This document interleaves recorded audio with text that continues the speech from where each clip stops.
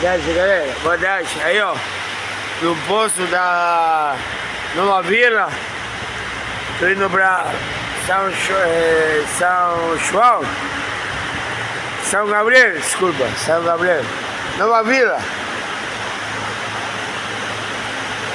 Tá chovendo, né?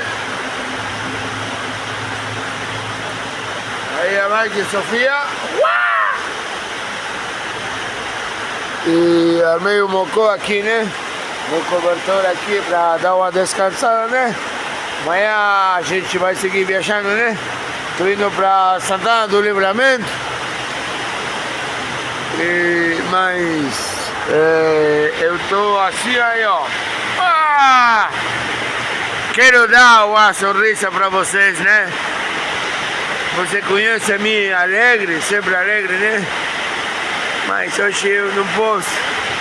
Pessoal, família, faz hoje, dia 38 anos, morreu a minha irmã, Sharon Natasha. Ela morreu com 4 anos, uma criança. Deus sacou da vida. Aí eu estava falando com a minha mãe, e hoje faz 38 anos, 35, não sei, não lembro, eu era uma criança, né? Hoje faz dia que a minha irmã morreu. E hoje é um dia ruim para mim, para minha mãe, para minha família. Mas eu acho que ela está no céu, né? Ela está comigo, mas eu sinto a energia, eu sinto o espiritual. Aí eu estou dando uma lágrima, né, para Sharon Natasha.